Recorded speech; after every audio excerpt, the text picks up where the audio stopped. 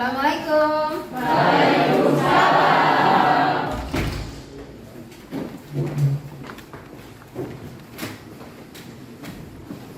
Oke, selamat pagi anak-anak. Pagi, Bu. Oke, sekarang belajar biologi ya. Oke, nah sebelum Ibu lebih lanjut atau kita lebih lanjut belajar biologi, ketua kelas tolong siapkan dan berdoa dulu. Bersiap. Berdoa mulai. Bismillahirrahmanirrahim. Alhamdulillahirabbil alamin. Arrahmanirrahim. Maliki yaumiddin. Iyyaka na'budu wa iyyaka nasta'in. Ihdinas shiratal mustaqim. Shiratal ladzina an'amta 'alaihim ghairil maghdubi 'alaihim waladdallin. Amin. Bismillahirrahmanirrahim.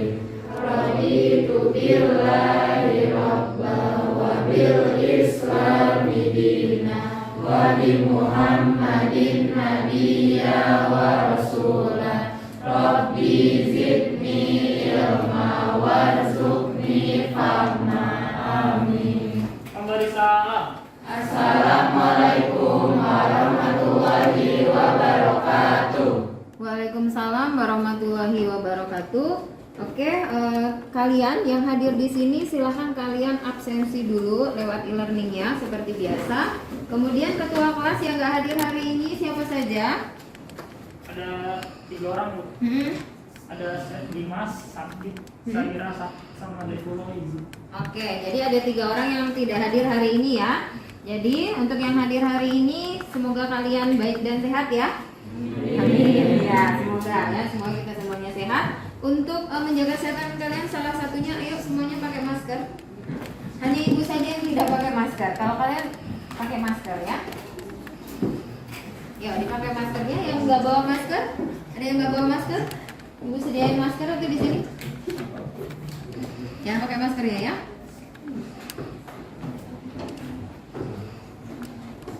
Oke, ibu kasih waktu 1 menit kali ya untuk kalian absen ya. Silakan buka e-learningnya, kemudian kalian absensi di e-learning seperti biasa.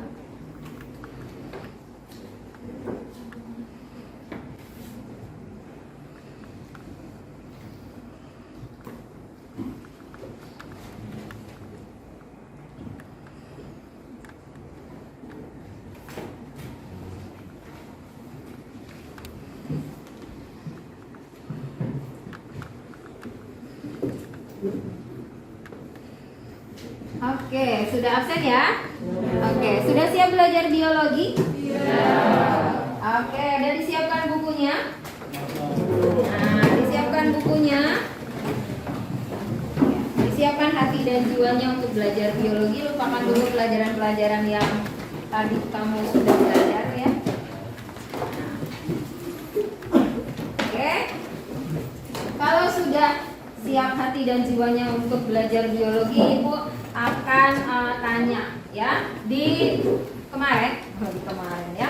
Kemarin kalian sudah belajar biologi juga. Materinya apa? Pencernaan makanan. Yang kita bahas apa? Makanannya ya.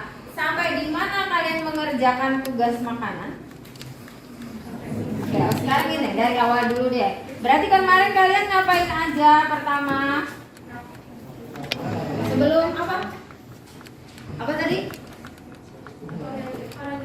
Orientasi masalah. Masalahnya apa kemarin? Ada orang yang ingin pengen kurus. Ngapain dia? Melakukan diet nasi tapi masih makan yang lain. Nah, dia mengeluh. Kurus enggak? Kurus berat badan tidak? Nah, kemudian kalian mengidentifikasikan Ya, kenapa dia tidak kurus? Masalahnya di mana?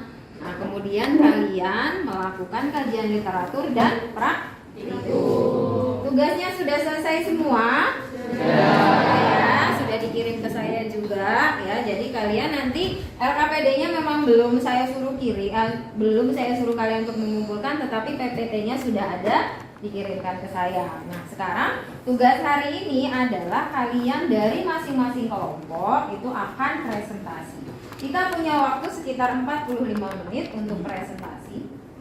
Ya, kalau bisa, kalau cukup waktunya adalah 5-5-nya, ya 5-5 kelompok kalian presentasi. Kalau tidak bisa berarti sedapatnya, karena nanti waktunya harus dibagi dengan evaluasi pembelajaran dan juga evaluasi pemecahan masalah, ya dari masalah yang ada kemarin itu. Ya, nanti ditambah dengan apa, kalian harus latihan soal hot, karena ibu menginginkan bahwa nanti setiap soal yang dikeluarkan itu pasti akan beragam, dan salah satunya adalah pasti harus ada soal hot. Hot itu apa? High order thinking skill. Kalau di bahasa Indonesia kan apa? High apa? Tinggi. Thinking. Order dulu. High order. Hot kan ya? High order. Order apa? Order biasanya apa? Pesan, perintah. Ya. Thinking. Nah, apa? Berpikir. Kemudian skill. Keahlian. Berarti kalau di bahasa Indonesia kan kemampuan melakukan berpikir tingkat tinggi. Ya, jadi soal-soal yang diberikan itu tidak boleh hanya menyebutkan, menjelaskan. Ya, jadi nanti kalian harus bisa menganalisis. Kalian sudah mengerjakan soal pretest ya sebelum kemarin itu ya? Nah, di soal pretest itu adalah 5 soal dan itu adalah soal hot. Begitu tipenya. Jadi tidak langsung jelaskan ini, jelaskan itu. Ya, jelaskan makanan ini, fungsi makanan ini, tidak seperti itu. Tapi kalian ada wacana, ada bacaan, kemudian mengambil kesimpulan dari wacana ke bacaan itu. Berdasarkan apa? Berdasarkan teori yang sudah kamu pelajari. Nah, teori itu sudah ibu berikan dalam bahan ajar berupa flipbook dan juga berupa video. Ya, ibu sangat berharap bahwa kalian sudah mempelajari. Nah, di situ ada macam-macam makanan, zat makanan dan fungsinya, sumbernya, dan juga ada penyakit yang berkaitan dengan makanan yang kalian makan. Ya, saya boleh cek ya satu ya, kalian baca apa tidak teorinya? Ya, kalau seseorang kekurangan protein, sakitnya apa?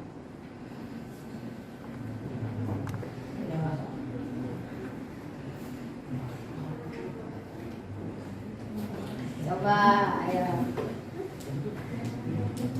Kalau di masa pertumbuhan anak-anak, dia cuma dikasih makan nasi tok, nasi doang, tanpa pernah dikasih makan yang mengandung protein. Kira-kira pertumbuhannya akan bagus atau tidak? Jadi pertumbuhannya akan terlambat. Ya, karena makanan itu nggak cuma dia perlu nasi, ya kan? Nasi mengandung apa? Karbohidrat. Dia perlu makanan yang mengandung protein. Jadi itu fungsinya untuk pertumbuhan. Nah, penyakit apa? Jika anak nih, harusnya nih anak umur 10 tahun itu kan ada tingginya tuh. Misalkan anak 10 tahun itu tingginya misalkan harus 100 cm. Tapi dia 10 tahun tapi tingginya baru 50. Berarti dia terhambat. Terhambatnya bukan karena genetik, tetapi karena dia kekurangan protein. Apa nama penyakitnya yang seperti itu? Namanya? Ya, namanya apa?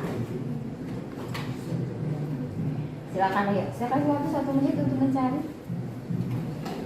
Boleh kalian cari di internet, boleh kalian cari di bahan ajar yang saya kasih, video yang saya kasih. Itu ada apa? Nah,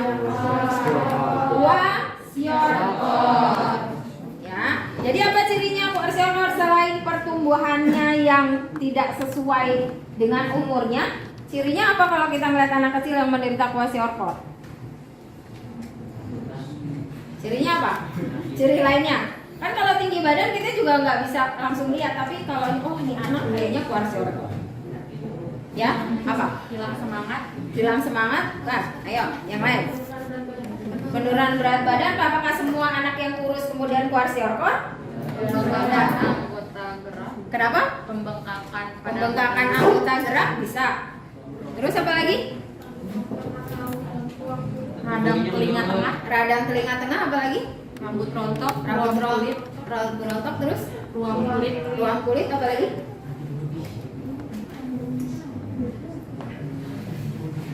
Ada loh satu. Perutnya.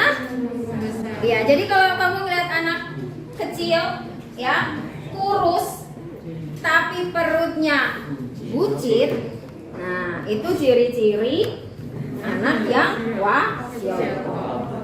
Kalau dia kamu lihat anak kurus tapi perutnya kempes, ya mungkin dia normal, tapi buncitnya itu udah kayak bapak-bapak umur 50-an tahun ya, yang perutnya buncit. Kan kalau anak kecil biasanya jarang sekali, bahkan nggak pernah kalau dia nggak kelainan perutnya buncit, ya kan? Ya. Nah itu, jadi kalau kalian lihat anak kecil seperti itu, kemungkinan besar dia menderita kwashiorkor, artinya dia kekurangan protein. Nah seperti itu ya, itu cara menganalisis seperti itu. Oke, nah sekarang kalian siap-siap untuk presentasi. Untuk presentasi ya, saya random dari kelompok 4, kemudian kelompok 5, kemudian kelompok 1. Nanti kalau sudah waktunya masih ada, nanti dilanjut dengan kelompok 2 dan kelompok 3. Oke, kelompok 4 silakan bersiap-siap. Yuk maju ke depan. Ada satu yang bertugas untuk operasiin laptop. Ada yang bertugas menjadi moderator, yang membacakan hasil kalian di sana. Di sana, ya di pinggir, jangan membelakangi teman-teman kalian. Oke. Ya, silakan dulu.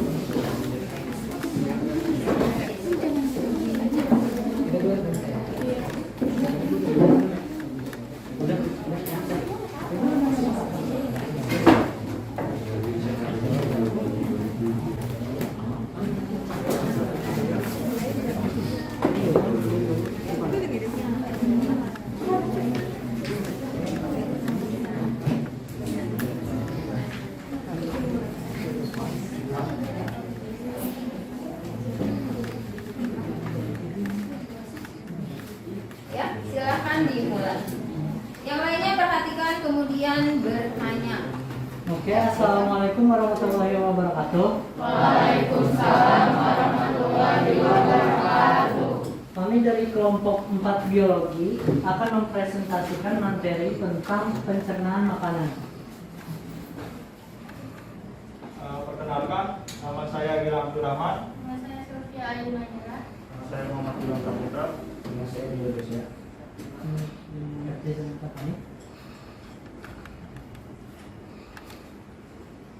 Yang pertama ada identifikasi masalah. Identifikasi masalah yang pertama itu sudah melakukan diet nasi, tetapi berat badan tidak turun juga. Untuk yang kedua, tidak melakukan olahraga sehingga berat badan tidak turun. Yang ketiga, seseorang yang berlebihan mengkonsumsi gorengan akan menyebabkan penyakit. Yang keempat, nasi dapat mengandung karbohidrat dan lemak.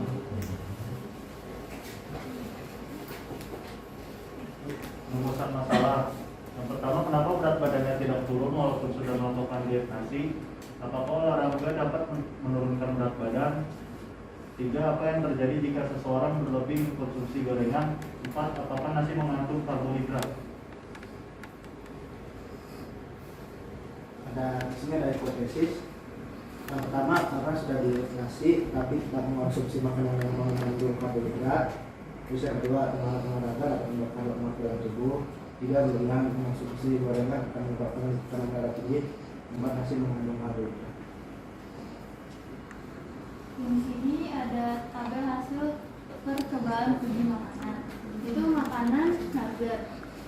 Menggunakan cairan Google, awal warnanya itu warna krem, akhirnya itu menjadi warna kuning jernih. Yang kedua itu ada bioret, awal warnanya itu warna krem, akhirnya berwarna hijau. Ada glukosa juga, awalnya itu warna biru, akhirnya menjadi kuning. Dengan menggunakan kertas, awalnya itu transparan dan akhirnya pun tetap transparan. Di sini ada hasil uji makanan. Nugget itu tidak termasuk amino hidup, tidak mengandung protein, tetapi berkandung glukosa dan lemak.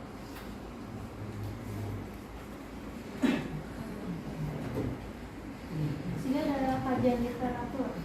Menurut artikel Profesor Tomoko Inai dari Dosista bahwa salah satu cara menurunkan berat badan yaitu mengonsumsi nasi, tetapi menggunakan porsi yang secukupnya. Yang B, menurut personal and group fitness trainer FX Mario pada liputan 6, olahraga termasuk kegiatan membakar lemak atau bakar kalori dalam tubuh.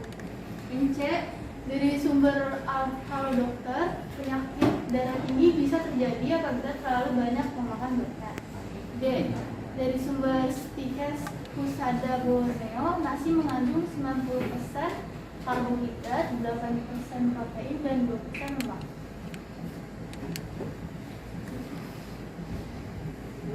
Solusi. Yang pertama ada mengatur pola makan dengan tetap memakan nasi tetapi dengan porsi yang cukup dan mengurangi mengonsumsi makanan yang berkalori tinggi. Yang kedua, melakukan olahraga jenis kardio karena dapat memproses pembakaran lemak. Terima kasih. Oke, itu saja dari kelompok 4. Sebelum itu ada yang ingin ditanyakan? Assalamualaikum warahmatullahi wabarakatuh. Perkenalkan, nama saya Carla Syukoni. Saya ingin bertanya kepada kelompok 4. Saya mau tanya kenapa tadi jenis bahan makanan nugget itu bisa dapat data amilumnya negatif, proteinnya negatif, glukosanya positif, dan lemaknya positif. Itu dapat dari mana ya? Itu aja, terima kasih. Wassalamualaikum warahmatullahi wabarakatuh.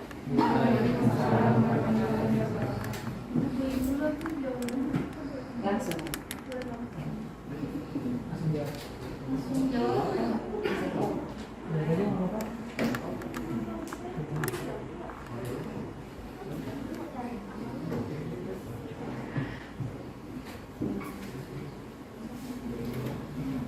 Atau moderator coba ditanya yang lainnya ke yang mana?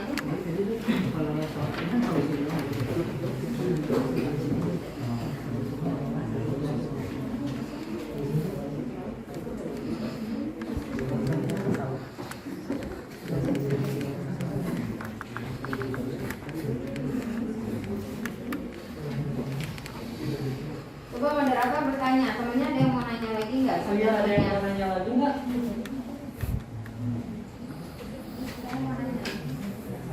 Ya, boleh. Assalamualaikum warahmatullahi wabarakatuh. Perkenalkan, nama saya Putra Tika Agustina. Saya dari kelompok 4.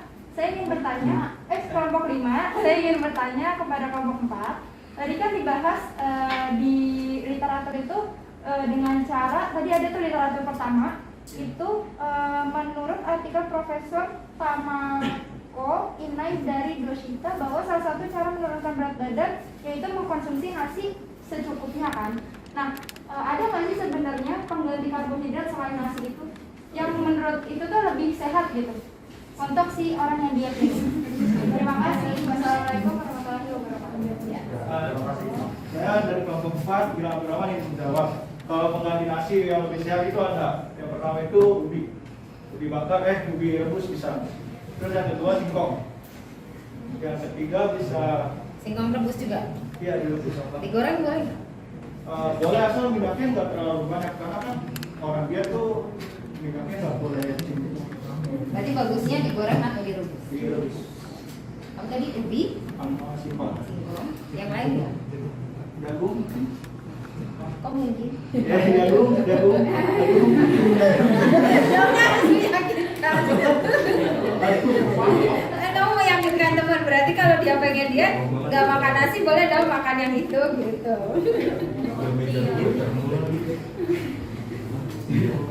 Moderator tanya sama temen ya, sudah jelas belum? Baik, terima kasih.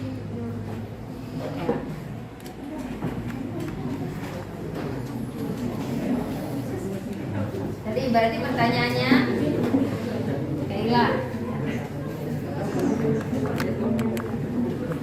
Moderator, pertanyaan Kaila tadi apa?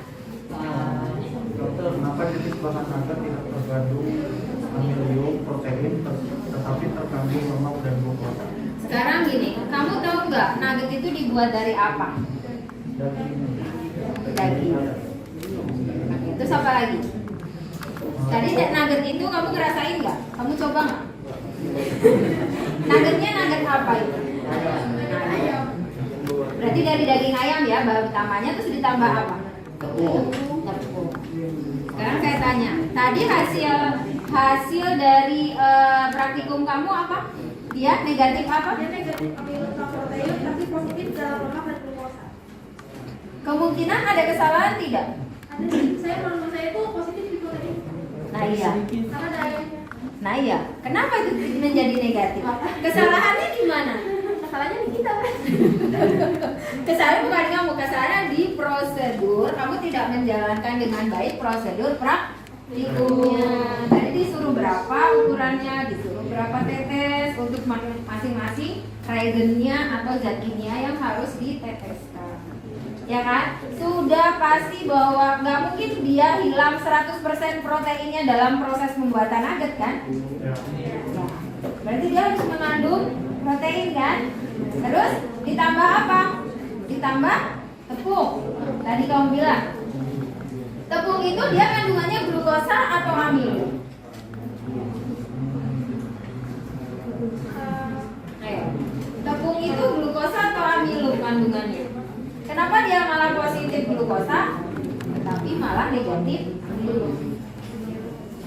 Tepung itu kandungannya adalah amilum. Harusnya kalau diuji dengan Lugol dia harusnya positif berwarna. Kalau positif amilum warnanya apa? Baru juga udah lupa. Biru mendekati hitam, ya biru tua mendekati hitam kan? Nah di situ. Terus lanjut tadi ke pertanyaan dari Kaila apa tadi?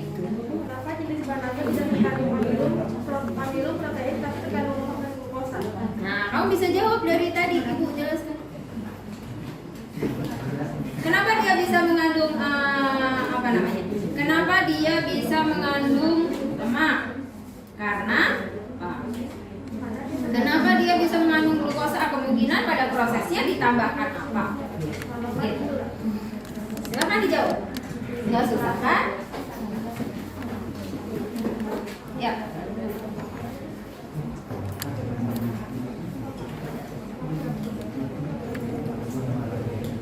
Jadi jawabannya Yang lain cuma perhatikan. karena nugget itu kan digoreng. Jadi di dalam minyak goreng itu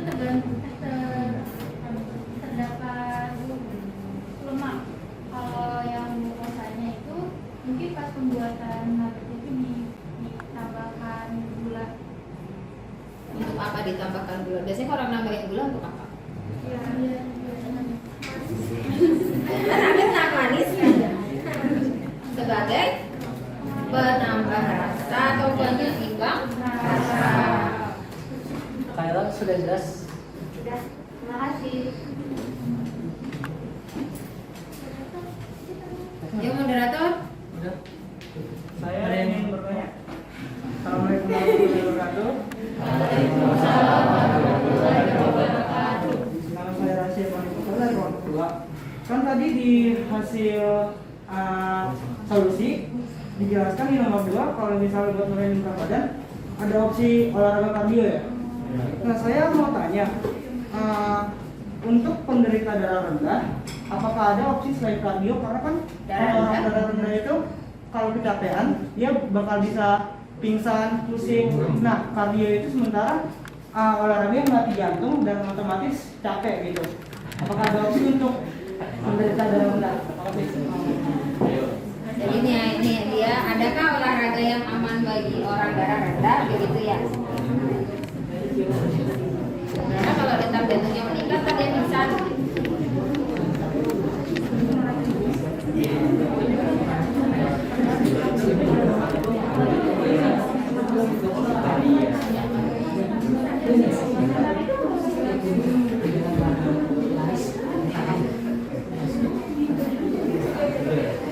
Ya silakan. Jadi saya mau jawab. Ya, yang lain coba bertanya. Mungkin orang yang mempunyai darah rendah, tadi apa olahraga apa?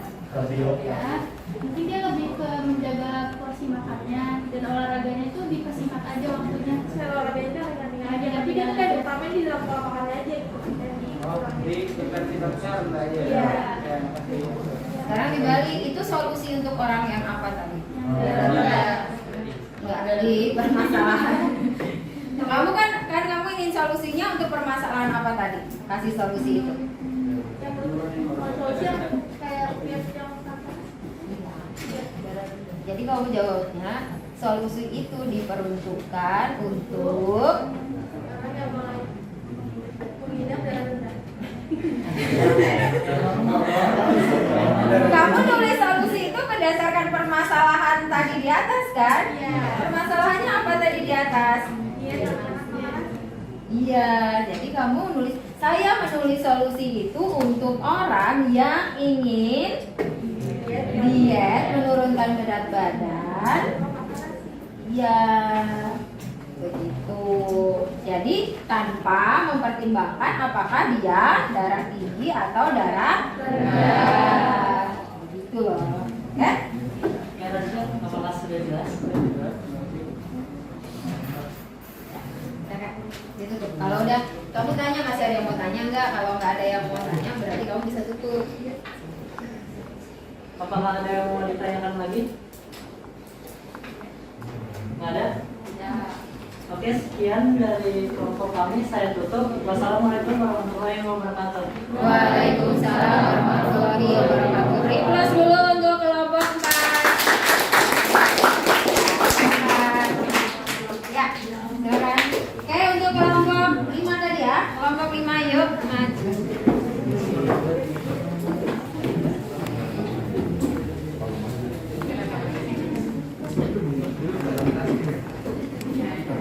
Kalian kalau presentasi boleh buka maskernya. Nanti kalau itu ditutup lagi.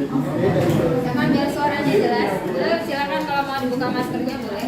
Kalau dipakai boleh. Boleh dipakai juga boleh kalau kamu khawatir kenapa-napa. Ya silakan. Ditutup dulu. Ya, silakan.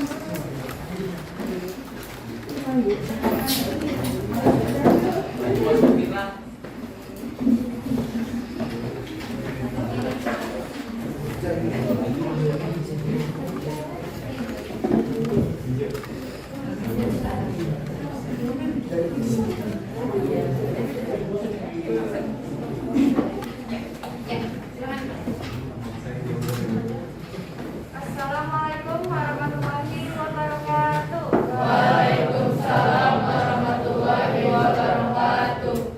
Baik, kami dari kelompok 5 ingin menjelaskan atau ingin mempresentasikan tentang materi sistem pencernaan, lebih tepatnya itu di bagian makanan. Oke, mungkin kita mulai dari perkenalan dulu. Perkenalkan, nama saya Karlivan Patria. Saya Putri Latifah Agustina. Saya Hestina Rana Joni. Saya Kaila Sundani. Saya Rizky Afidayati. Baik, untuk moderator boleh dibuka. Baik, salam sejahtera untuk kita semua. Pertama-tama, perkenalkan, nama saya Kaila Sundani. Di sini saya bertugas sebagai moderator untuk memandu presentasi yang akan dibawakan oleh rekan saya, yaitu Karlivan Patria dan Putri Latifah Agustina. Sebagaimana yang kita tahu bahwa moderator bertugas untuk memastikan presentasi berjalan dengan lancar. Maka dari itu, saya harap teman-teman semua untuk tetap kondusif dan menyimak ketika presentasi oleh rekan saya berlangsung. Selanjutnya, saya akan memaparkan susunan kegiatan presentasi pada hari ini. Yang pertama, pembukaan yang akan dibawakan oleh saya sendiri selaku moderator. Yang kedua, pemaparan materi oleh presenter. Yang ketiga, sesi tanya jawab. Dan yang terakhir, penutup. Baik, sekarang kita menuju ke rangkaian kegiatan yang berikutnya, yaitu pemaparan presentasi. Pada Carlo dan Putri dipersilakan. Baik, di sini saya akan mewakili dari kelompok kami untuk menjelaskan apa isi dari PowerPoint kami. Baik, yang pertama kita akan menjelaskan bahas dari rumusan masalah dari tentang diet tanpa nasi. Oke, yang pertama itu rumusan masalahnya adalah orang tersebut melakukan diet nasi, tetapi berat badan orang tersebut masih belum turun. Masalah atau identifikasi masalah? Ini harusnya, mohon maaf, ada kesalahan sedikit. Seharusnya judulnya itu identifikasi masalah. Baik, yang pertama itu adalah orang tersebut melakukan diet nasi, tetapi berat badan orang tersebut masih belum turun. Yang kedua, nasi kemungkinan mengandung karbohidrat yang tinggi yang di dalamnya terdapat glukosa. Baik, yang ketiga, itu adalah gorengan kemungkinan mengandung lemak jenuh yang tinggi. Yang keempat, orang tersebut kemungkinan tidak melakukan olahraga ataupun aktivitas fisik yang mendukung. Lalu ada identifikasi masalah yang terakhir, yaitu kemungkinan metabolisme setiap manusia tidak sama, sehingga berat badan orang tersebut sulit untuk turun. Kemudian di sini ada rumusan masalah. Yang pertama ada mengapa berat badan orang tersebut sulit untuk turun.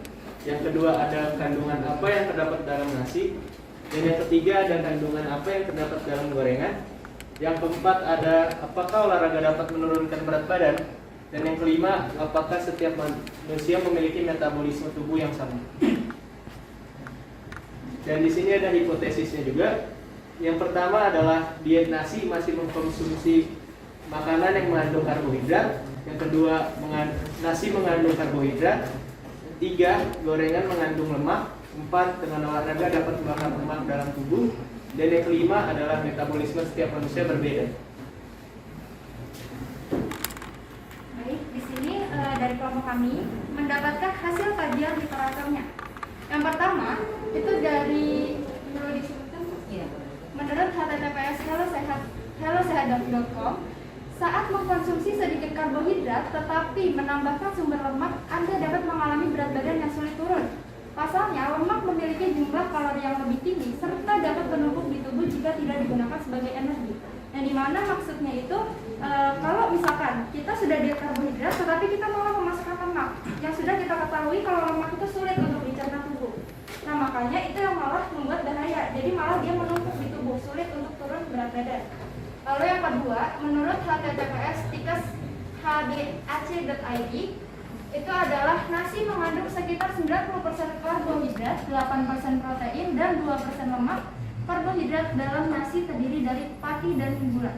Jadi isi dari nasi itu dominannya itu adalah 90% karbohidrat. Yang dimana di dalam karbohidrat ini terdapat pati dan gula. Oke, lanjut yang ketiga. Dikutip dari buku Gizi dan Kesehatan yang ditulis oleh Herfiza Wulandari, Pane, dan kawan-kawan, menjelaskan, membuktikan bahwa gorengan mengandung kalori dan lemak jenuh yang tinggi. Misalnya, kita beri contoh, satu buah pisang goreng mengandung 68 kalori dan 3,8 gram lemak. Apabila kamu mengkonsumsi secara terus-menerus, hal ini dapat berakibat pada kesehatan tubuh. Yang dimana sudah jelas di situ tadi kan untuk menjelaskan tentang lemak ya, satu buah pisang goreng menggunakan minyak. Yang dimana itu pasti dominan mengandung lemak. Habis itu yang selanjutnya keempat, menurut https://hellosehat.com, itu adalah dengan berolahraga Anda tidak hanya membakar kalori di dalam tubuh, tetapi menstimulasi pertumbuhan otot, sehingga tubuh akan memiliki proporsi otot yang lebih banyak, dan hal ini dapat berpengaruh meningkatnya proses metabolisme untuk menurunkan berat badan. Nah, dimana kalau kita olahraga, kita mengeluarkan namanya tenaga, berarti kita juga dapat kalori kita tuh berkurang gitu loh. Jadi dari literatur ini bisa dijelaskan juga kalau misalnya kita dengan olahraga itu juga mendukung dalam sistem diet ini gitu. Terus yang terakhir ada hasil kajian literatur yang kelima, https://www.online.com, itu yang berisi kemampuan metabolisme setiap orang itu berbeda-beda karena dipengaruhi oleh berbagai faktor. Dan bila fungsi metabolisme rendah, maka pembakaran kalori di dalam tubuh akan lebih lambat. Contohnya kayak misalnya kalau rendah itu maksudnya misalkan dia sakit. Sakit kan berarti dia lemah dong tubuhnya, sulit untuk mengkonsumsi mengolah makanan yang ada di dalam tubuhnya. Nah makanya kalau misalkan metabolisme tubuhnya itu bagus, itu lebih cepat untuk misalkan dia mau diet atau turun berat badan.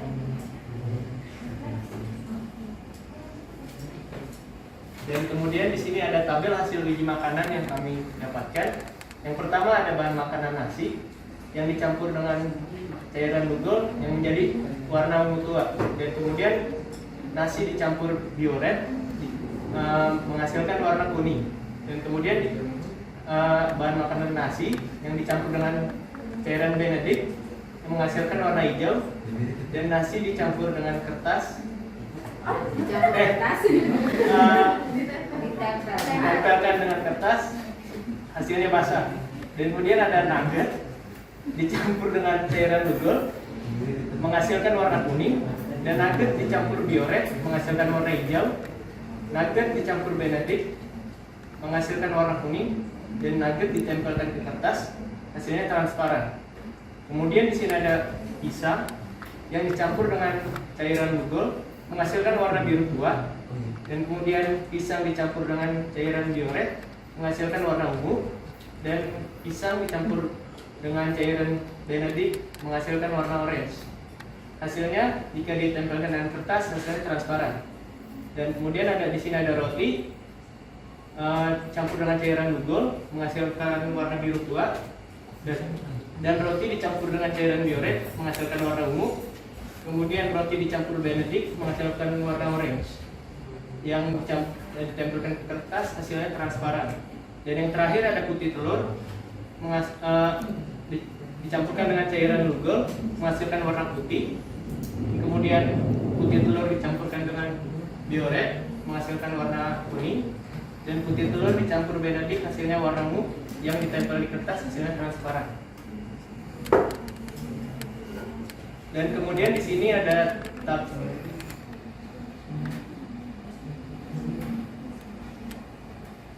tabel hasil uji makanan atau kajian literatur.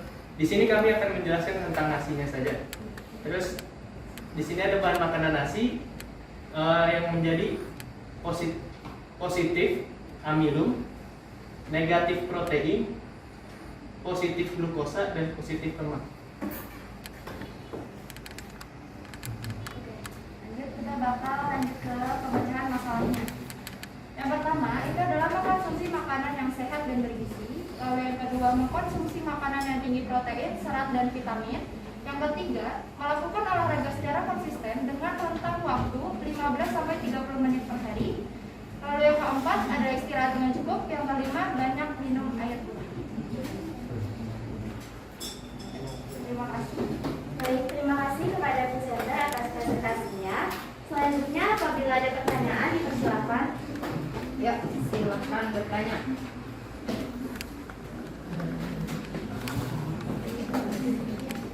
Ayo, tadi kalian memperhatikan presentasinya kan?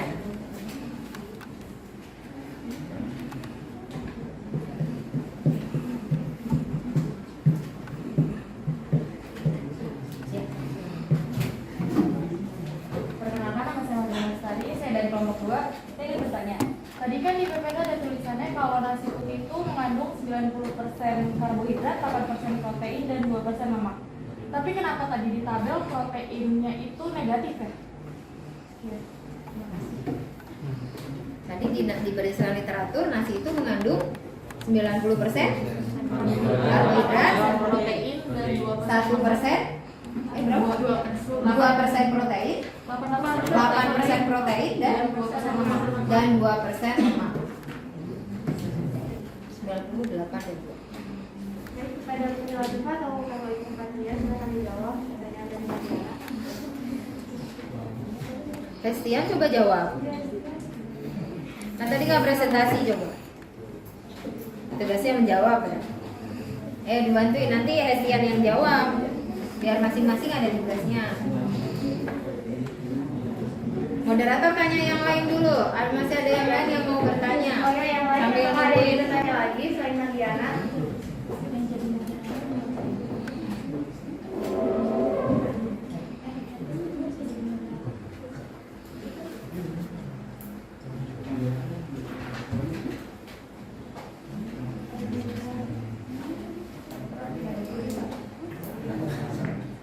Gak ada yang lain yang mau bertanya?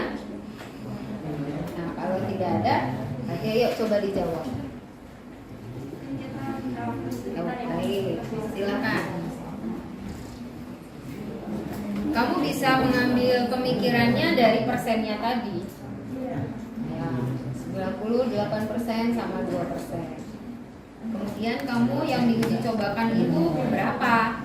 Assalamualaikum warahmatullahi wabarakatuh.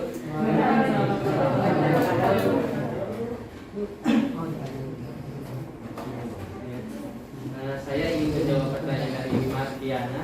Jadi dipertanyakan apakah yang tadi kenapa tadi ditampil dari situ kenapa negatif protein padahal tadi ada 8% protein. Mungkin di kelompok kami, mohon maaf, ada kesalahan dalam penyajiannya. Ya. Tadi situ aturan positif. Terus juga aturan di nasi juga ada mineral. Terima kasih. Oke, sekarang saya. Terima kasih kepada Lucia atas jawabannya. Diana, apakah sudah jelas? Oke, gini. Tadi kan 90% nasi, 8% protein dan 2% lemak. Tadi untuk uji lemak dia transparan. Coba diinin lagi hasilnya. Di uji lemak dia transparan. Iya, mengandung lemak. Logikanya, kenapa dia negatif protein tapi malah positif lemak? Padahal lebih sedikit lemaknya.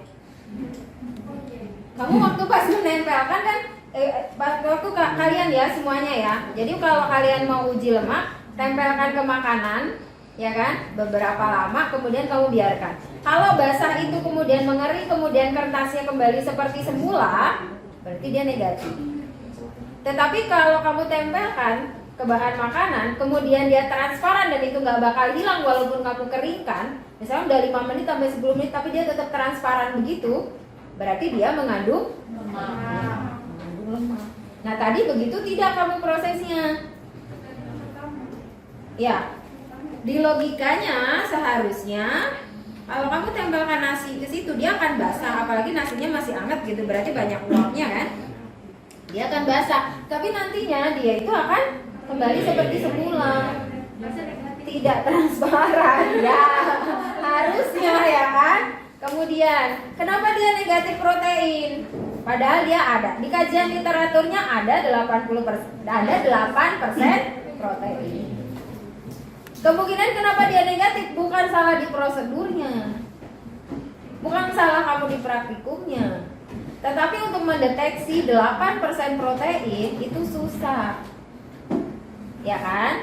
Berarti kamu harus lebih banyak nasinya. Ya, bandingkan 90% kandungan amilum atau karbohidrat dibanding dengan 8%. Kalau kita mau ngecek ada protein di situ, berarti apa biuretnya harus lebih banyak sehingga dia bisa mendeteksi adanya proteinnya gitu. Ya, karena terlalu sedikit. Kita tadi kan meneteskannya cuma sedikit kan, sehingga nggak bakal terdeteksi. Begitu loh alasannya. Itu karena sedikitnya bahan yang kita pakai sehingga protein tidak terdeteksi. Begitu jawabannya. Oke? Silakan.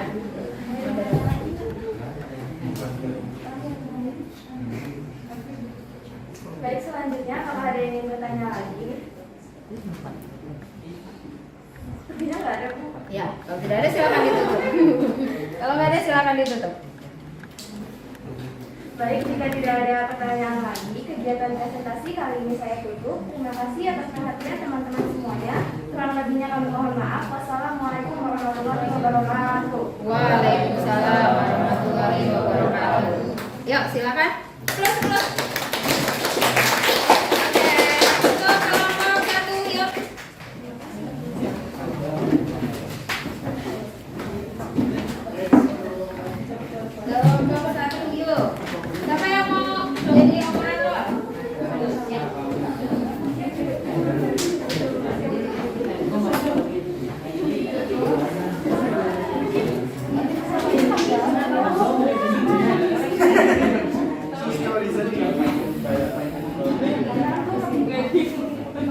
Yang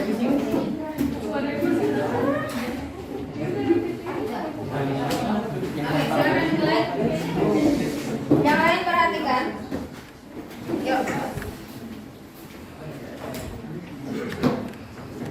Silakan moderator. Assalamualaikum warahmatullahi wabarakatuh.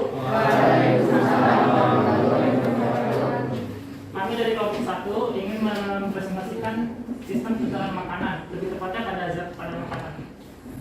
Saya dari Fakultas sebagai moderator. Saya Ratu Nandang Chandra sebagai pembicara presentasi. Saya Mita Ramadhani sebagai pembicara presentasi. Saya Muhammad Eri Karnanda sebagai pembicara presentasi.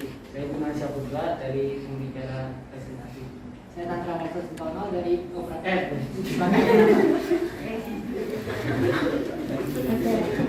Oke, silakan. Presentasi kami PGTN dulu.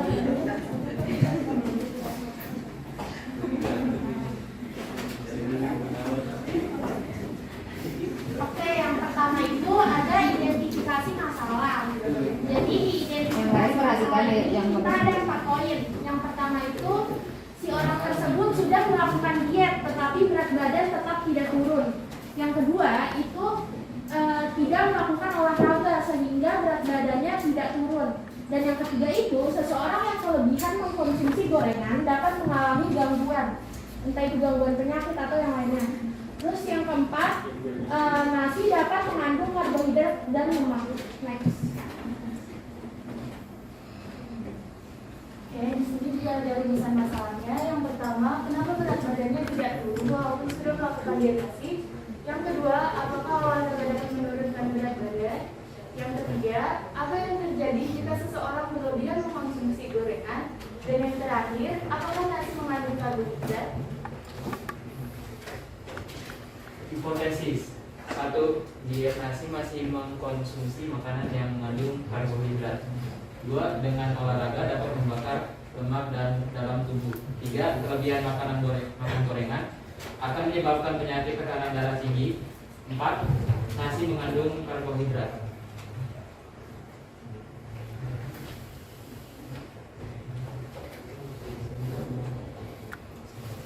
Jadi ini hasil praktikum dari kelompok kami.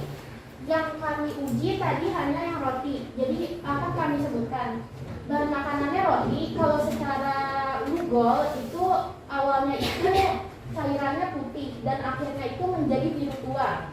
Kalau secara diuret itu awalnya itu berwarna putih dan akhirnya itu menjadi warna ungu. Secara glukosa dari awalnya itu berwarna putih dan di akhir menjadi merah bata. Dan secara kertas ditempelkan di kertas rotinya dari cairan awalnya itu berwarna putih dan akhirnya itu menjadi transparan. Yang lainnya nggak usah Mas.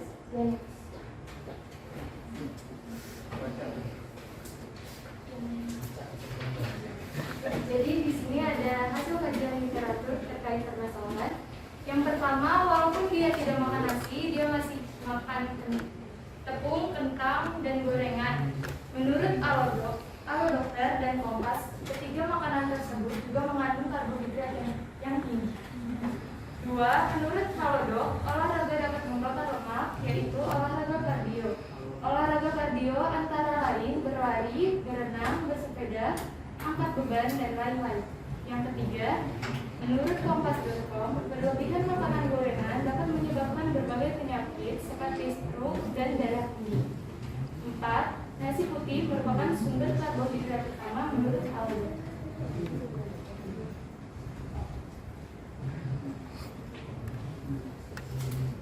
Dan di sini juga ada hasil kajian literatur.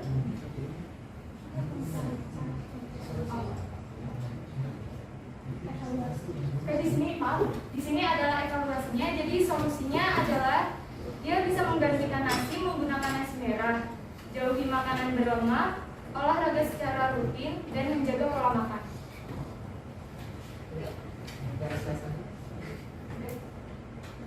Oke, itu cukup presentasi dari kelompok 1. Apakah ada yang bertanya? Ya, kelompok lain? Ada yang mau bertanya?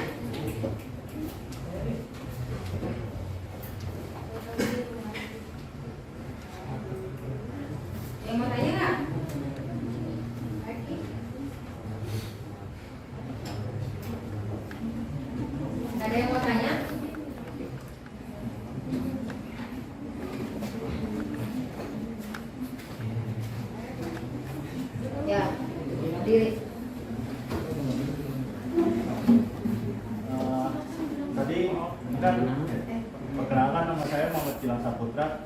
Saya ingin menanyakan tadi kan apa namanya, katanya kan kardio itu kan ada, kardio itu kan setahu saya itu membakar kalori yang masuk lebih apa namanya, lebih banyak dibandingkan kalori yang masuk ke dalam tubuh. Sedangkan kalau mengangkat beban itu kan mengangkat beban itu bukan kardio. Harusnya itu kardio itu kan menambah massa otot. Kenapa benar kardio itu mengangkat beban itu termasuk kardio apa gimana? Tadi nyebutin itu angkat beban. Terima kasih pertanyaannya.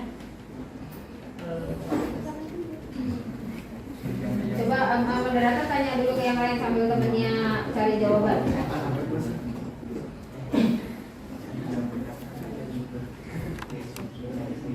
Kamu jelasin ngangkat bebannya yang kayak gimana? Untuk yang lainnya apakah ada pertanyaan lagi?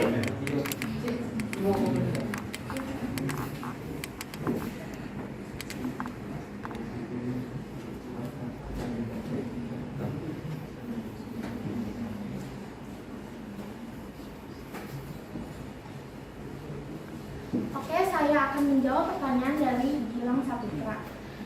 Dari sumber yang kami baca semua, itu angkat beban itu termasuk kardio. Tapi kami juga belum mengatakan ya benar atau tidaknya, kami mengatakan seperti itu. Oke, sekarang saya tanya kardio itu apa sih? Kardio itu berkaitan, kardio itu untuk nama lain? Kardio, coba cari. Coba yang lain juga cari kardio itu apa?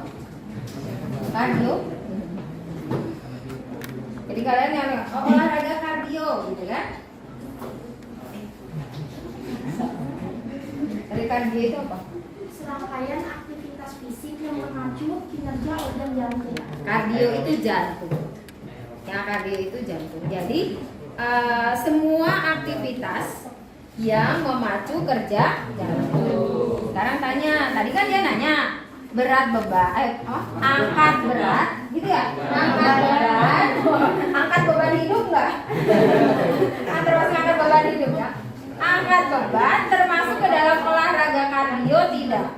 Nah, tadi kembali ke pengertiannya, ya kan? Kardio tadi ada olahraga yang memacu kerja jantung. Di sini ada pernah yang angkat beban? Carlo angkat beban, Carlo angkat beban. Mana Carlo? Carlo angkat beban.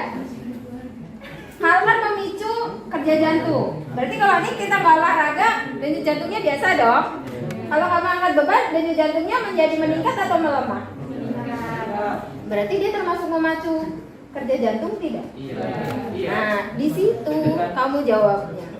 Jadi kalau kamu melakukan aktivitas itu kemudian kerja jantung kamu meningkat, berarti dia termasuk ke dalam olahraga yang memacu kerja. Meskipun kamu tadi bilang, oh di literatur nggak ada. Nah itulah yang namanya kamu membaca kemudian mengambil kesimpulan. Ya, silakan lanjut moderator. Baik, apakah ada yang ingin bertanya lagi?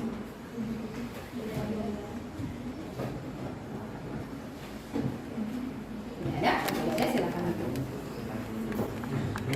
Baik, sekian dari presentasi dari kelompok 1. Kurang lebihnya mohon maaf. Wassalamualaikum warahmatullahi wabarakatuh. Waalaikumsalam warahmatullahi wabarakatuh. Oke, berikut. Oke, waktunya juga sudah habis, ini tinggal kita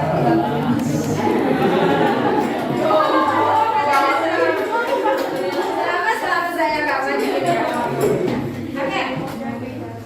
Jadi tadi kalian sudah ada yang presentasi. Dari presentasi, yuk coba kita evaluasi semuanya, konsentrasi. Kita masih belajar ya. Dari kalian tadi presentasi ada yang salah dalam melakukan prosedur praktik. Kemudian ada juga yang salah menyimpulkan, ya kan? Tidak apa-apa, kan kalian dalam proses belajar. Ya, jadi kalian mempresentasikan sehingga kita bisa tahu. Ibu kasih tahu ke kalian salahnya di mana, benarnya yang mana. Nah itulah proses belajar. Jadi kalian nggak perlu takut-takut ya kalau misalkan kalian maju kemudian kalian akan dimarahi. Proses pembelajaran tidak seperti itu ya. Proses pembelajaran itu kalian belajar, kalau kalian salah nanti ditunjuk, oh salah kamu di sini, yang benar yang seperti ini, begitu. Jadi nanti kamu bisa menarik kesimpulan. Nah dari pembelajaran ini ya berarti kan kalian itu mengkaji literatur sendiri kan. Nah susah tidak menarik kesimpulan dari literatur yang kamu baca? Susah ya kan, susah. Nah itulah kenapa kamu mesti berlatih. Jadi kalau kamu baca itu gak cuma sekedar baca kemudian numpang lewat. Yang kamu baca itu kamu maknai, kamu ambil kesimpulan, yang saya baca ini, oh yang dimaksud adalah ini. Seperti tadi kasusnya tadi, olahraga kardio. Nah, makanya saya tanya, kardio itu olahraga apa sih? Memicu denyut. Semua aktivitas yang memicu denyut jantung berarti termasuk olahraga kardio. Kamu ngambil kesimpulannya begitu kan? Bahkan saya nggak usah pusat. Kalau saya sendiri kalau pagi misalkan saya cuma dalam posisi pusat, tidak usah turun 5 menit sampai 10 menit aja, itu pasti denyut jantungnya sudah meningkat kan? Nggak usah pakai lari. Begitu. Ya, oke. Sekarang kita akan membahas gini, kesimpulannya dulu ya. Dari permasalahan tadi, permasalahan kita apa? Saya balik dulu ya, saya balikin ke PPT dulu. Permasalahan di orientasi masalah kita tadi apa? Orang gemuk, ini bukan jadi orang yang gemuk ya. Ya, jadi orang yang gemuk pengen hidrasi, pengen diet, ya, pengen diet, gitu kan? Ya, jadi ada orang gemuk pengen diet, ya kan? Tetapi dia taunya dia kalau saya nggak makan nasi saya bakal kurus. Konsep itu salah atau benar? Konsepnya adalah salah. Nah itu yang harus kamu camkan. Ya, jadi konsepnya kalau kamu nggak makan nasi, ya bukannya kamu kurus, kamu malah sakit. Apa nggak bisa sakit? Kurang garam. Karena mengubah pola makan. Ini aja deh, gak usah susah-susah. Biasanya kamu tidur jam 9, tiba-tiba kamu dipaksa tidur jam 1 atau jam 12 malam. Bisa nggak? Bisa. Apa yang terjadi kalau misalkan kamu begadang sampai jam 1, jam 2? Pagi-paginya apa yang kamu rasain? Ini agak pegel-pegel, demam, gak enak, begitu kan? Itu protesnya tubuh. Tubuh kita protes kalau melakukan tiba-tiba mengubah kebiasaan secara drastis. Ya kan? Kalau kamu pengen kurus, gitu kan? Ya, berusahanya bagaimana? Berusaha pasti. Nah, kita cari solusi. Tadi kamu solusinya apa? Coba kita tuliskan ya. Solusi. Solusi pertamanya tadi apa? Menjaga pola makan. Pola makan yang bagaimana? Boleh tetap makan nasi? Boleh. Iya, jadi tetap makan nasi. Iya, dengan porsi makan yang kalau kamu porsinya 1 piring, yang nggak jadi diet, gitu kan? Tetap makan nasi, tapi mungkin yang tadinya nggak usah 1 piring. Kita susah ya ngukur 1 piring. Biasanya kamu makan nasi secentong atau 2 centong? 3. Ibu nanyanya secentong, 2 centong Sebayangkan bagaimana coba, ya kan? Nah, kalau kamu dia, si Erik biasa 3 centong nasi, jangan langsung mengurangi jadi 1 centong. Nanti badannya nggak terima, ya kan? Metabolisme tubuhnya nggak terima, berarti dia harus mengurangi. Mungkin jadi 2 centong atau 2 centong setengah, ya. 2 centong setengah dulu, 3 bulan. 3 bulan kemudian 2 centong. 3 bulan kemudian, nah seperti itu kalau kamu pengen supaya tubuhnya tidak kaget dan tidak shock. Ya kalau kaget akhirnya kamu akan sakit karena tubuhnya protes, ya. Jadi menjaga pola makan. Jadi gini, kalau emang kamu butuh energinya banyak, aktivitas kamu banyak, kamu boleh makan banyak. Tapi kalau aktivitas kamu tidak banyak atau sedikit, makannya juga harus sedikit. Karena kalau kamu makan banyak, aktivitasnya sedikit, apa yang kamu makan itu akan disimpan. Disimpannya dalam bentuk apa? Dalam bentuk lemak. Kamu makan nasi, di dalam tubuh akan berubah menjadi lemak, ya kan?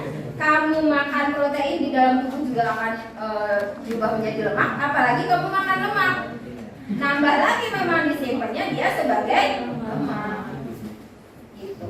Jadi, Bu, saya nggak suka makan gorengan, tapi saya suka makan nasi, tapi tetap gendut. Ya iya, karena nasi itu juga bisa dikonversi menjadi lemak. Itu di dalam.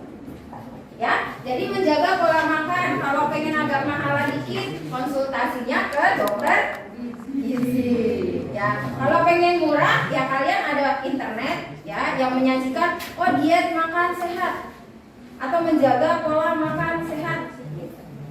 Ada, kalau kalian misalkan anak SMA dengan umur sekian, banyak literaturnya, aktivitasnya sekolah, olahraga dan sebagainya, di sana akan dikasihkan. Ya kan? Makannya ini. Jadi kalian tetap sehat dan berat badan akan tetap terjaga. Saya bilang berat badan terjaga, bukan kurus. Ya kan? Kurus itu bonus, tapi sehat itu bonus. Nah, gitu. Jadi pola pikirnya adalah kurus itu adalah bonus, ya kan?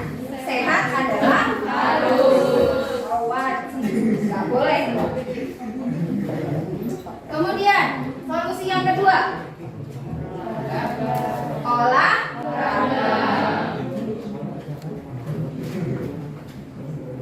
Apakah olahraga untuk kurus? Olahraga tidak untuk kurus. Tadi saya bilang kurus adalah bonus, tapi olahraga untuk sehat. Yang rutin olahraga tiap pagi tunjuk tangan. Oke, seminggu 3 kali. Seminggu 3 kali olahraga. Seminggu 3 kali olahraga paling tidak. Nah, kok cuma 1, 2, 3, 4. Yang lainnya kalau bangun tidur?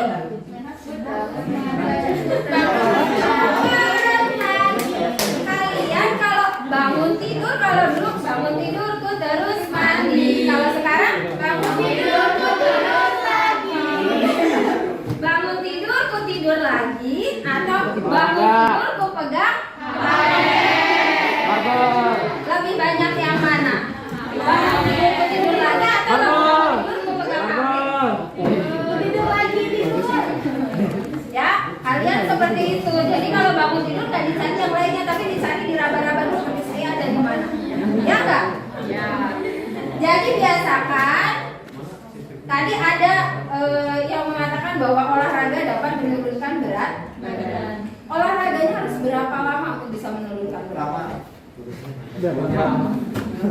Minimalnya kardio, lari minimalnya berapa menit? Nggak usah lah jam. Minimalnya 15 menit. Kalau kamu 15 menit, jadi 1 sampai 15 kamu baru membakar cadangan gula. Di atas 15 menit itu baru membakar cadangan lemak. Ya, jadi kalau kamu olahraga sekitar 1 sampai 15 menit, kalau kamu berharap untuk turun berat badan, susah. 1 sampai 30 menit baru kamu bisa berharap turun berat badan. Tetapi diiringi dengan iya, kata teman saya begini, habis olahraga saya makan bubur 2 porsi. Kalau apa? Kalau kita biasanya di hari Sabtu dan Minggu apa sebutannya? Car Free Day. Nah, Car Free Day semua orang lari pagi 30 menit lari. Tapi apa yang terjadi? Ya, setelah lari mereka ngantri di tempat jajanan, ya kan? Atau nongkrong. Gak jadi kan dietnya? Oke? Ya, ayo jangan pada ngobrol sendiri. Ya. Solusi yang ketiga, ada? Solusi yang ketiga ada? Jadi solusi yang paling bisa kita lakukan adalah untuk supaya berat badan kita turun. Yang pertama adalah menjaga pola makan, dan yang kedua adalah olahraga. Kalau bisa olahraga teratur, kalau tidak bisa minimalnya dalam 1 minggu kalian ada 3 kali olahraga setiap hari. Pola tidur. Oh ya. Apa hubungan pola tidur dengan berat badan? Apa? Kalau hubungan pola tidur, hubungannya dengan penyakit. Orang yang suka begadang penyakitan tidak? Ya. Kenapa penyakitan? Kurang tidur. Karena apa kurang tidur? Kenapa? Kenapa orang yang suka tidur malam atau begadang suka sakit?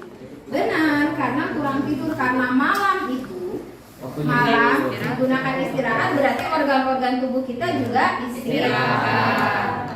Organ tubuh kita akan melakukan rehabilitasi. Gitu. Mana sih yang perlu diperbaiki?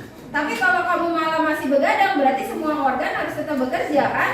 Kapan mikirin itu jantung ini? Jantung mikirin jantung sendiri, hati mikirin hati sendiri kapan?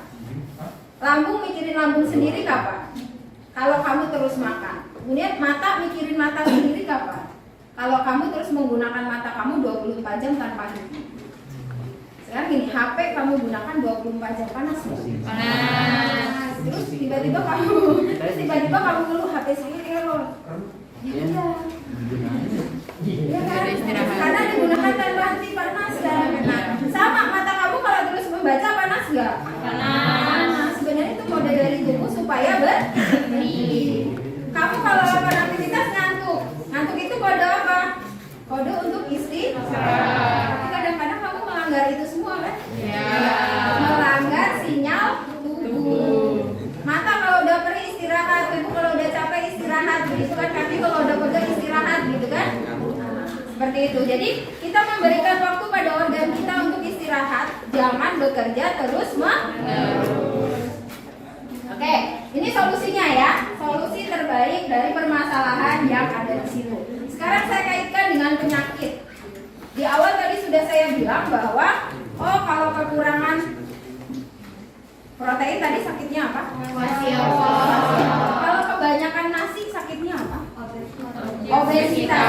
Kalau obesitas sakitnya apa? Diabetes. Ada lagi komplikasi diabetes apa? Kalau udah diabetes biasanya semua penyakit kena. Jantung, ginjal kena, hati kena, jantung kena, semuanya kena.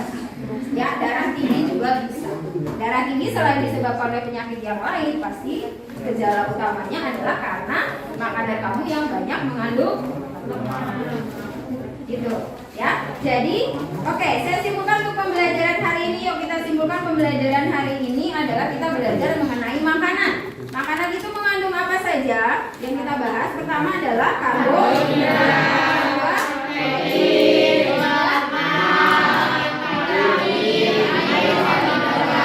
air dan mineral. Masing-masing dari kandungan makanan itu punya jenisnya, punya fungsinya. Tolong dipelajari. Kemudian kaitkan makanan itu dengan gangguan atau penyakit. Biasanya makanan itu akan mengakibatkan gangguan atau penyakit kalau apa? Kalau kamu kelebihan atau kekurangan. Kalau kamu makannya sesuai porsi, menjaga pola makan, maka makanan itu masuk ke dalam tubuh juga akan menyesuaikan dengan fungsi tubuh, sehingga tidak akan menyebabkan gangguan atau penyakit. Jadi jenis makanan, zat makanan, gangguan atau penyakit yang berhubungan dengan makanan itu sudah kita jelaskan, walaupun sebagian ya dari kamu presentasi dan dari yang itu jelaskan, selebihnya kamu pelajari melalui bahan ajar ataupun literatur yang lain. Sampai di sini ada yang mau bertanya? Tidak. Oke, sekarang kita akan latihan soal. Jadi tadi kalian sudah presentasi, ya kan, sudah berdiskusi tentang materi. Sekarang sebelum kalian post test, Ya, kita akan latihan soal. Ya, seperti apa sih soal-soalnya? Nah, soal-soalnya itu sebenarnya hampir mirip dengan soal yang pretest. Jadi supaya nanti kalian lebih tahu, lebih paham, supaya nanti di soal yang prosesnya kalian nilainya akan lebih baik atau lebih bagus ya. Oke, silakan kalian lihat di LKPD-nya. Ya, silakan kalian yang itu karena LKPD yang di print hanya satu, ya. Jadi yang lainnya tolong buka melalui handphone kalian LKPD-nya. Kemudian di situ ada 5 soal.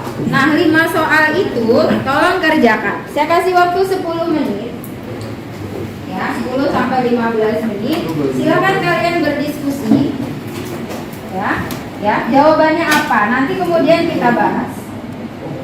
Silakan, saya kasih waktu 10 sampai 15 menit untuk kalian berdiskusi. Jawabannya apa dan alasannya. Ya, dibaca baik-baik soalnya. Nah, tipe soal hot ya seperti itu ya. Jadi ada wacana, ada bacaan, kemudian kalian menganalisis. Ya, jawabannya apa berikut alasan. Silakan.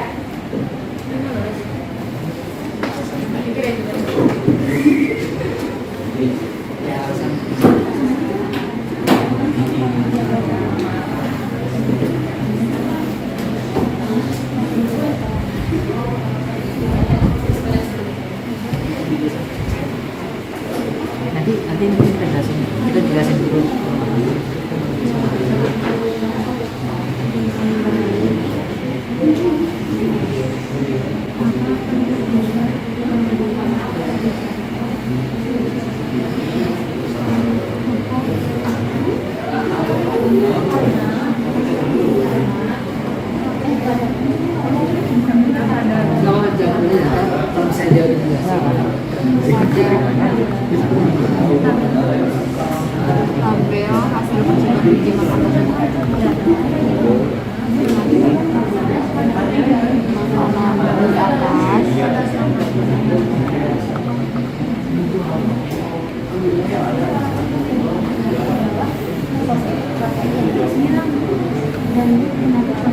adalah penyakit kekurangan protein.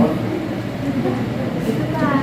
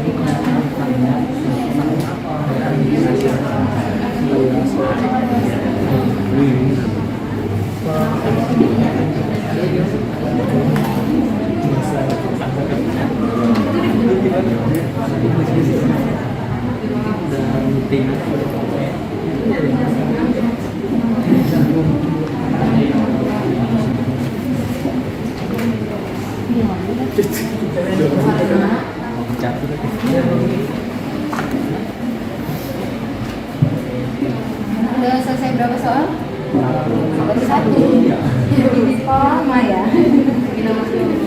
Gantian, jadi kalau dia nulisin yang lain cari jawaban yang lainnya gitu. Jadi ya. Jadi nanti yang lain atau boleh juga dibuka staplernya. Jadi ini jawab yang nomor ini, ini juga boleh. Gimana caranya aja ya, ya cepet coba dibagi kertasnya, boleh membuka linknya.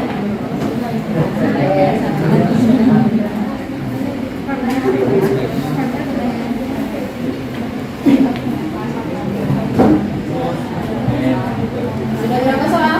Baru 1 soal? Itu kelompoknya Elisa juga baru 1 soal? Oh, ada 3 soal ya. Nah, cepet ya.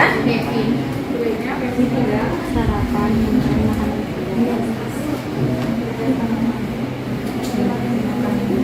Baru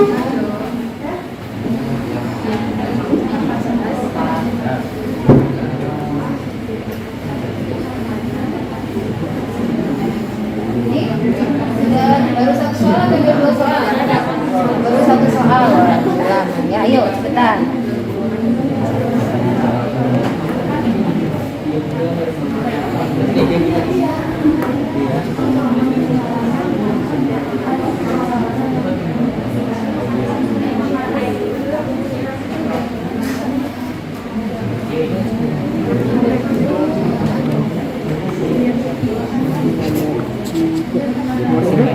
Karena tidak hanya nasi saja yang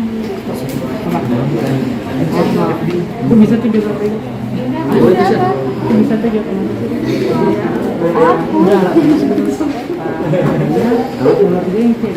iya.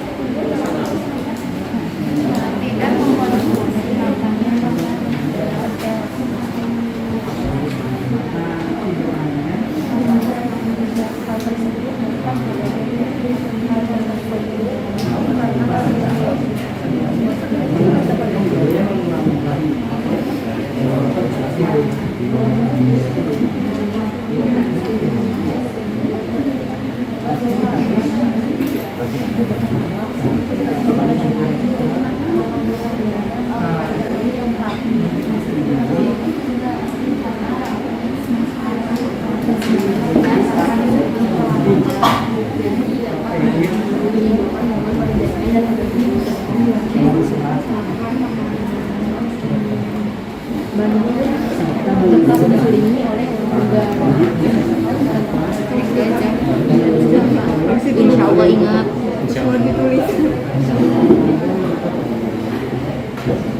Udah dapat sih.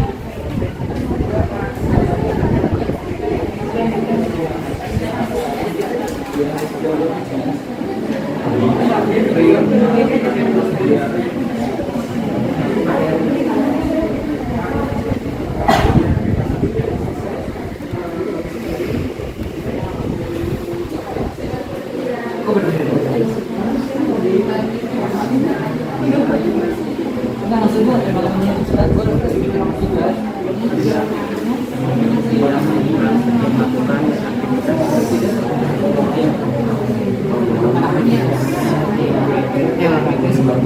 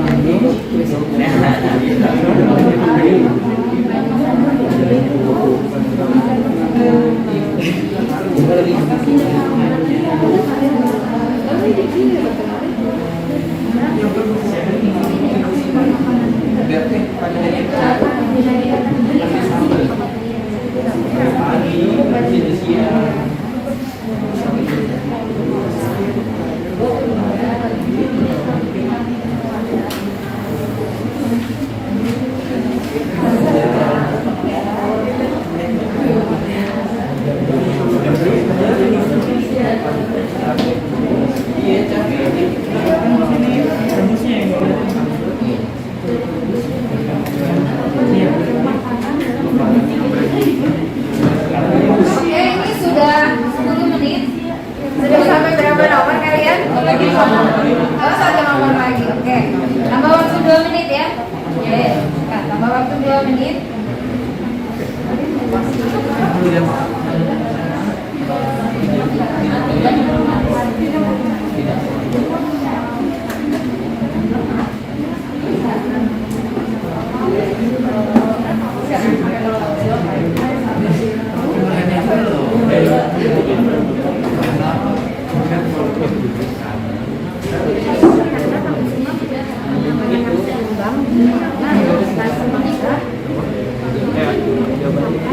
Karbohidrat yang paling baik karena dia banyak serat. Ada gimana dia biar singkat.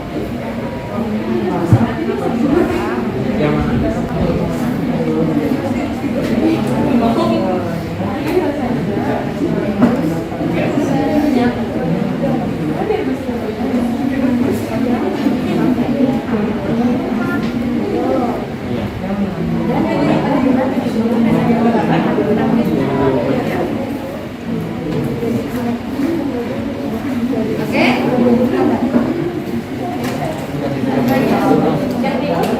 Oke, yuk kita mulai pembahasan soalnya, latihan soalnya. Ya. Oke. Sekarang saya tunjuk per kelompok ya yang harus menjawabnya.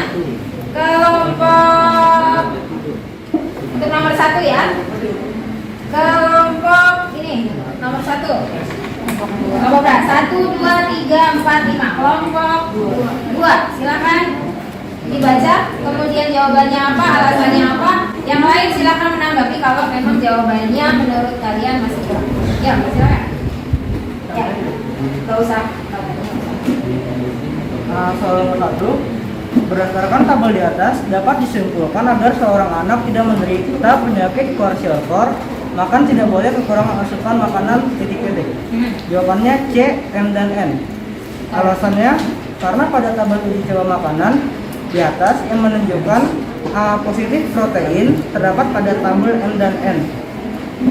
Terima kasih. Ya, yang lain setuju dengan jawaban kelompok 2? Setuju. Kenapa setuju? Karena penyakit kwashiorkor itu adalah penyakit kekurangan protein. Sehingga agar tidak terkena penyakit kwashiorkor, maka tidak boleh makanan itu kurang protein. Nah, makanan yang mengandung protein adalah yang M dan N.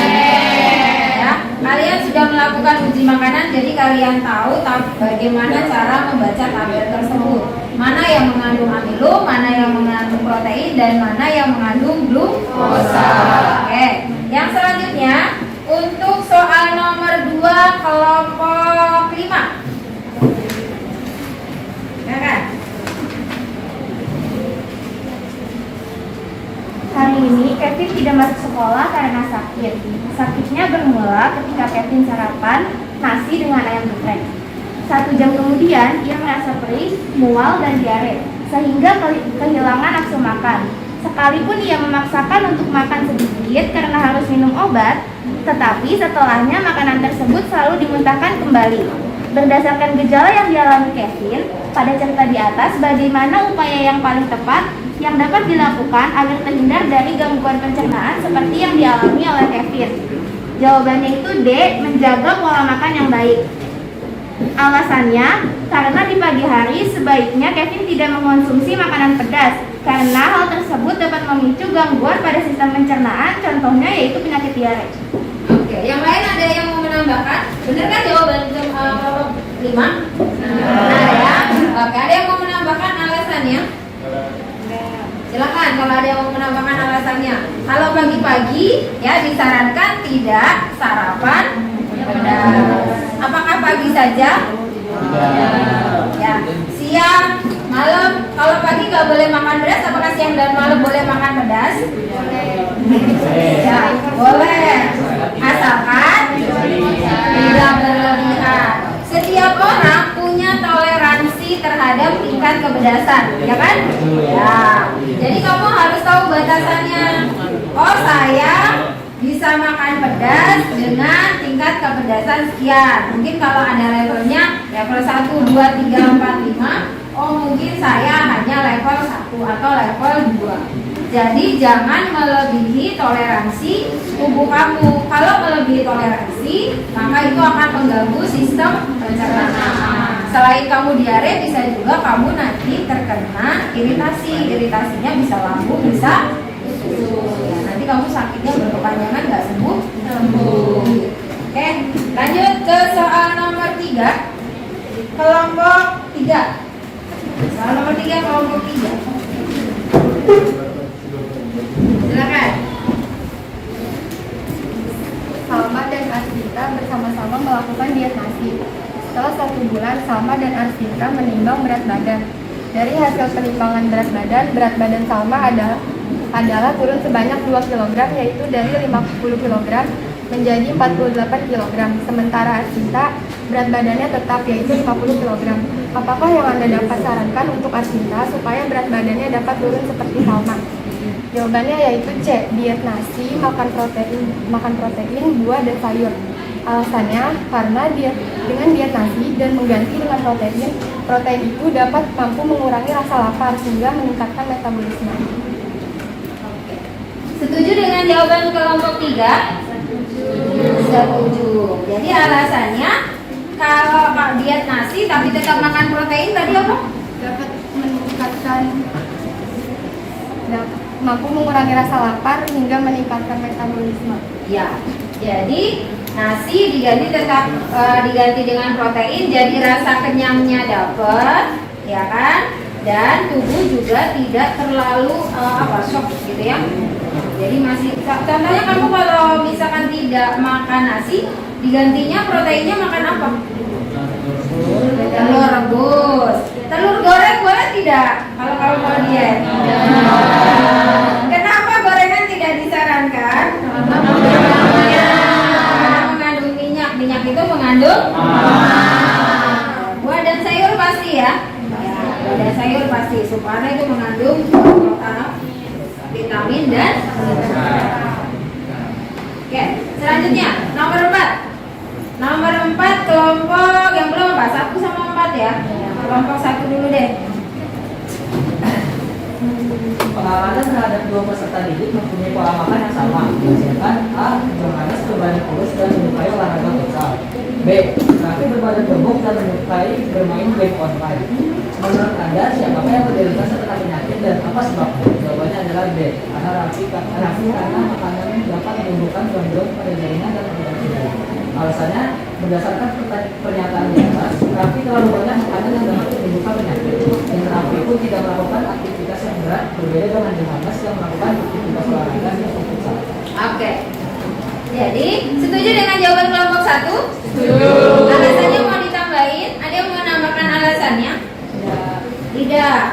Jadi kenapa si Johannes itu walaupun pola makannya sama, kita bayangkan aja sama-sama banyak makan begitu ya. Tetapi si Johannes banyak makan tapi banyak juga olahraga. Sementara si Raffi banyak makan tetapi dia tidak olahraga. Habis itu kalau nggak tidur dia main game. Artinya untuk aktivitas mengeluarkan energinya akan lebih sedikit.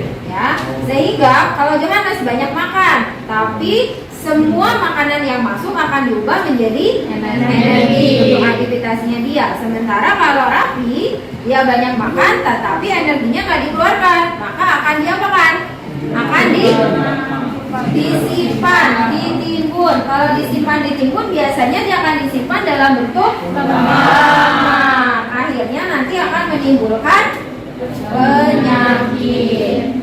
Ya, ada berbagai jenis penyakit kalau nanti kebanyakan karbohidrat, kebanyakan protein juga bisa menimbulkan. Oke, kemudian yang nomor 5, kelompok terakhir, kelompok plat, yuk silakan. Khairul diperintahkan ibunya membeli makanan untuk menu makan malam di sebuah rumah makan.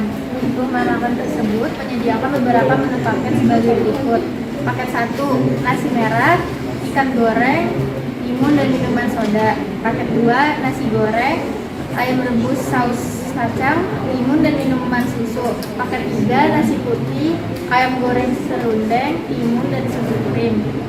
Paket 4, nasi goreng, ayam goreng serundeng, timun dan susu murni. Paket 5, nasi merah, telur rebus, timun dan air putih. Jika Khairul meminta Anda untuk memberikan saran, paket mana yang paling sehat dengan nilai gizi seimbang untuk dijadikan menu makan malam, maka Anda akan menyarankan untuk membeli paket yang mana? Jawabannya yang paket 5. Alasannya, karena pada paket 5 makanannya tidak mengandung glukosa dan lemak yang berlebihan sehingga memiliki gizi yang seimbang. Oke, untuk jawaban nomor 5 ya, kelompok 4, apakah benar? Benar. Alasannya benar juga? Benar. Ada yang mau menambahkan alasannya? Ya, sekarang saya ganti pertanyaannya. Di situ kalau disarankan makanan yang paling sehat. Kalau pertanyaan saya ganti, disarankan makanan mana yang paling enak? Makanan mana yang paling enak? Bukan, kalau saya tanya makanan yang paling enak, jawabannya apa? Kalian bisa menjawab sesuai dengan selera dong, Bu. Kan seleranya masing-masing. Ya kan? Mungkin si A suka paket yang nomor 1, si B suka paket yang nomor 2, atau nomor 3, atau nomor 4. Ya, karena enak itu kan relatif ya, relatif bagi setiap orang. Ada yang nggak suka ayam goreng, tetapi suka ikan goreng kan? Ya, jadi intinya kalau untuk pertanyaan nomor ini adalah pesannya apa? Makanan enak belum tentu sehat. Makanan enak belum tentu sehat. Akan lebih bagus kalau makanan itu enak dan sehat. Susah nggak tapinya? Susah. Ya, biasanya makanan sehat itu tidak enak. Sekarang saya tanya, kalian suka makanan yang direbus atau digoreng? Saya juga gitu. Saya lebih suka makanan yang digoreng daripada direbus. Ya kan lebih enak digoreng, tetapi kalau kebanyakan digoreng banyak mengandung lemak, itu tidak bagus bagi tubuh kita sehingga tidak sehat. Boleh nggak makanan yang goreng-gorengan? Boleh, cuman jangan terlalu banyak. Jangan terlalu banyak. Lebih bagus kalian memperbanyak makanan-makanan yang direbus. Enak. Oke, dari soal ini ya kalian sudah dapat gambarannya kira-kira soal prosesnya seperti apa. Ya, oke sekarang silakan. Ada yang mau ditanyakan nggak sebelum mengerjakan soal post-test? Tidak ada. Oke, kalau tidak ada yang mau ditanyakan, silakan kerjakan soal post-testnya. Silakan kalian buka e-learningnya, kerjakan soal post-testnya. Maksimal waktunya 15 menit untuk mengerjakan soal post-test. Soal post-test sama dengan soal pre-test. Nah, kalian sudah lebih banyak mengetahui ya kajian literaturnya. Sudah kalian baca. Semoga nilai kalian meningkat dari yang silakan dikerjakan. 15 menit ya. Ujian seperti biasa, post tes.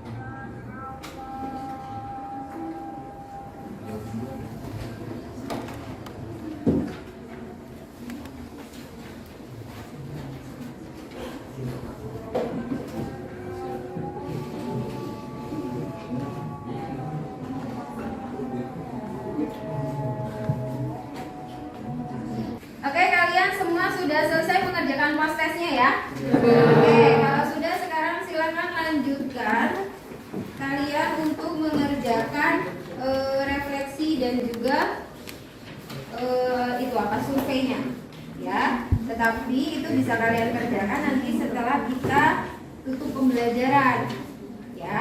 Oke, sekarang ketua kelas, sekarang kita tutup dulu pembelajarannya ya, karena waktunya sudah selesai.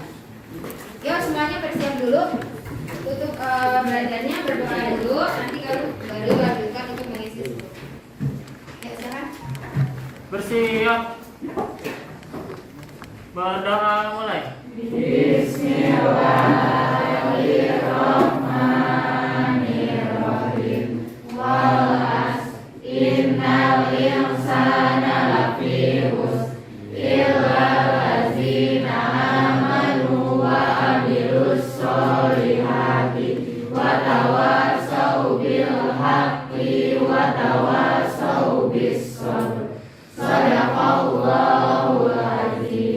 Memberi salam.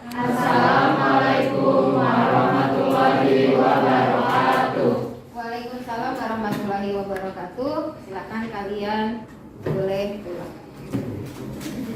Oke, tapi belum boleh pulang.